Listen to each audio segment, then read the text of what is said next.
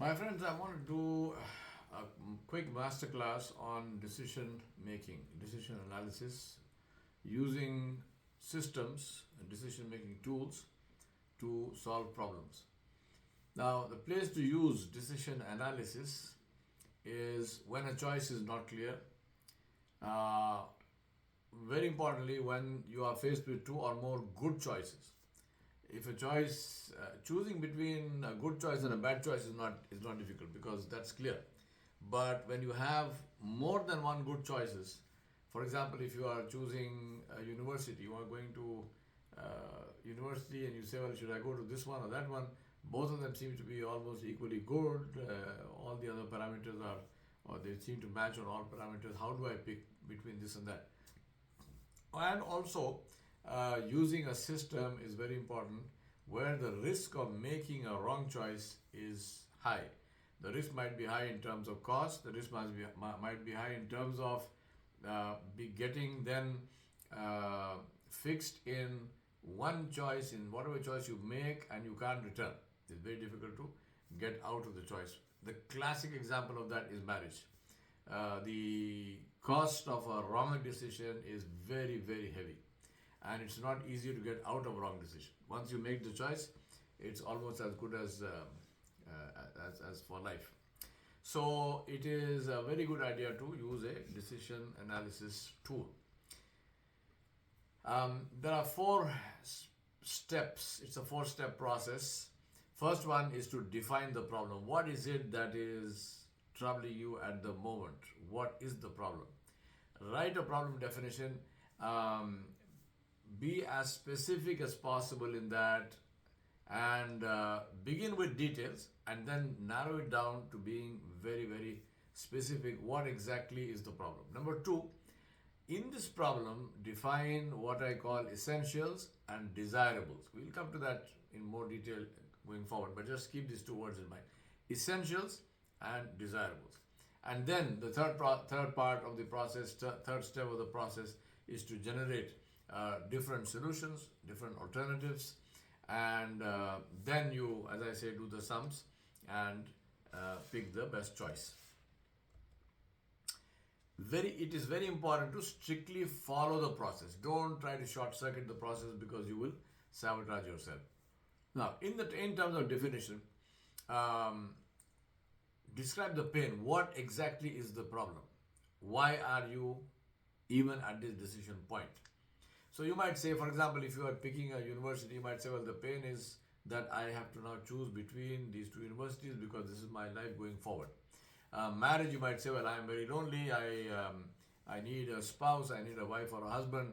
I want to have my life with somebody going forward from here on. So that is the nature of the pain. I call it the nature of the pain. So this is the so similarly you define it. You want to get a house. I want to buy a house or rent a house, and so on and so forth. And then also spend some time and think about why is this painful, and what is the cost of the pain. So what if you don't solve this problem? What will happen, right? In the case of university, well, my life going forward will get sabotaged. In the case of marriage, one way or the other, I get married, I don't get married, my life will not be as good as I hope it can be, and so forth. So the reason I'm saying go into the depth of the problem, define it, feel the pain of it, and so on, because very often you will find that the solution to the problem lies within the problem itself. So if you define the problem well, then the solution very often will pop out from the decision itself. Then we come to the essentials and desirables. The essentials, this is a very, very important thing, which is, and this is where people generally, everything falls apart. And that is, they don't decide on what is essential and what is desirable. Now, essential is go, no go, right? Live or die, make or break. So, essentials is something that absolutely must have. So, if you have, for example, three things that you identify as essential in a particular case, even if one is missing, you will reject that particular option no matter what else is going for you. Now, this is where people get confused. This is where they sabotage themselves because they say, Yeah, but that is not there. But see the other things. Now you're gone. You're finished. You're dead, right? So that is why it is very important to decide on what are essentials, and to only say something is essential if it is in fact essential. As I said, essential is can't do without that, right? So, for example, using marriage as the point of decision making, you might say, well, absolutely critical and essential for me that the person I'm marrying has to be from my religion, right? So, husband or wife has to be from my religion. No compromise on that. Somebody might say, well, the religion is not important, but has to be from my ethnicity, must be, my same skin color, my area of the world and geography and so on and so forth. Somebody might say, well, none of that is important for me. As far as I'm concerned, the person must have a university education. So at the end of the day, this person must have, a degree from a university or whatever. But the point is that you are saying this is essential. So now, for example, supposing you say the person I am marrying must be from my religion, for just to give you an example, you find somebody who is very nice in every way, has beautiful manners, is highly educated, is very good looking, is wealthy, whatnot, but from a different religion. What will you do? You will reject. You will say, no, sorry, this person I cannot marry. No matter how many other things are good, this is an essential. When I made this term essential, it means that without this, I will not accept anything else. Now, essentials are very critical to decide because of two things. One is that the more essentials you have, the narrower your choice becomes. It reduces your options. So if you say that, for example, the person must be from my religion, not only religion, my particular sect, not only that, the person must be from my ethnicity, not only ethnicity, but must be from my town, my city, must be related to me in line from my extended family and so on. Then the more you are essentials that you load on, the narrower and narrower and narrower your options are going to get. So the number of choices that you have available to you will become smaller and smaller. But the decision will be faster. That's the thing. Decision becomes very easy because once you satisfy the essentials, all you need to do make a tick mark and you're done. But the chances are that you won't find the person that you are looking for because now you have put in so many essentials that everything else gets discarded. So essentials are critical to have. Without essentials, you will get very confused. But if you put in too many essentials, then your choices are going to get limited. Now, once you decide this, once you decide the essentials, I say write it in stone, meaning that must not change no matter what. Then we come to the issue of desirables. These are nice to have. If you have them, fantastic. If you don't have them, it doesn't matter. You will still decide based on the essentials.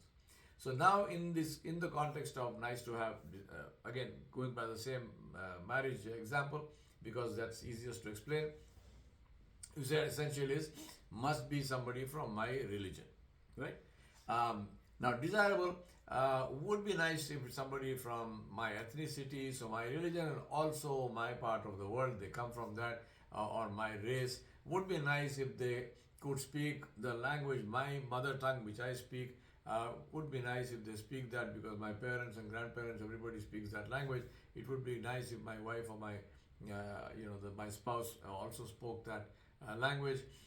It would be nice if my spouse was also a great cook. It would be nice if my spouse also had their primary life goal as washing dishes. It would be very nice if my spouse did this and that. I mean, you can load on as many of these desirables as you like because they're all desirable. They're not essential. The essentials are there, written in stone. You are not going to change those. Desirables, now you load on. Now, in those desirables, then what you do is make a list of the desirables and then you give them what we call a weightage. So, on a scale of 1 to 10, absolutely is in the desirable 1 to 10, something which is number 10 is a desirable which is almost essential. It's still not essential. It won't go to that level, but almost essential. For example, you might say essential. The spouse must be from my religion. Desirable that this spouse must be from my part of the world. On a scale of 1 is to 10, I'm going to give that, say, 8 or 9. So somebody from my part of the world, there is a little bit of a scope. If it's not someone from my part of the world, also I may look at them, but this is something which is so much of weightage on that. College degree, okay, 5, right? I don't want someone who I have to teach them to read and write, but at the same time, absolute college degree not required, so much. Are they, if you are a woman wanting to marry a man, then independent income, I would actually put it under essential. I mean, I won't even put it in desirable. I would put it under, if your husband to be is not earning his own living, if he does not have an independent income, then he's not ready to marry. As simple as that, right? But if you have, whatever reasons, you would definitely put it as a desirable, absolutely, and give it a very high weighted average, 9 or 10. The reason for doing that is because you may end up with a lot of desirables. How do you pick between them? By the weighted average. So now, for example, if you have one somebody who satisfies the essentials, say for example you had 3 essentials, here is somebody who satisfies 3 essentials, here is somebody who satisfies 3 essentials and satisfies 5 of the 10 desirables, then obviously the second person is preferable over the first person. Now, in terms of the desirables, what you do is give a weightage to all of them, and then you say desirable 1 had a weightage of 9, desirable 2 had a weightage of 3, desirable 3 had a weightage of 4, so 3 and 4 is 7, 7 and 9 is 16, right? 7, 9, 16. So this particular option has 16. The other option has say 10. So therefore, I pick the one which has 16. So it has the desirable weightages added up, give you a number, and that number is what you are going to use to come to a decision. But please understand, without the essentials, the desirables have no value. If somebody has all the desirables, every single one of them, but out of the 3 essentials, even if one is missing, you are going to reject that choice. This is the hard-headed, clear-thinking decision making that people don't do. They get themselves confused, and so their decisions are bad, and they get, they spend a lot of time and energy, and then they end up making a bad decision because they don't have the edge to be able to make that cut and say, sorry, what doesn't work. So final decisions, a final decision is based on what? All essentials must be satisfied, right? All essentials must be satisfied. There is absolutely no compromise with that. All essentials must be satisfied. And then we consider the desirables. Desirables will be considered only when all essentials are satisfied. And then, as I mentioned to you, you pick the one with all essentials and maximum desirables, right? Just something to remember is pick the alternative which has the maximum score in terms of fulfilling all the essentials and desirables. Don't change essentials. I'm saying this again and again because this is the biggest problem with decision making. Do not change essentials. Desirables or weightages once you have decided them. Even with desirables, don't change the weightages. Once you have decided, take your time to decide. Take your time to decide the essentials. But once you have decided, that's it. You've written them down. You're not going to change them. And writing is very, very important. And then you weigh the pros and cons of each alternative and select the best. Discipline is absolutely critical. Without discipline, you will not succeed in this. You will fail. There is no doubt about that. I wish you all the very best, and may Allah give you the opportunity to make good decisions which are good for yourself and for others. Thank you.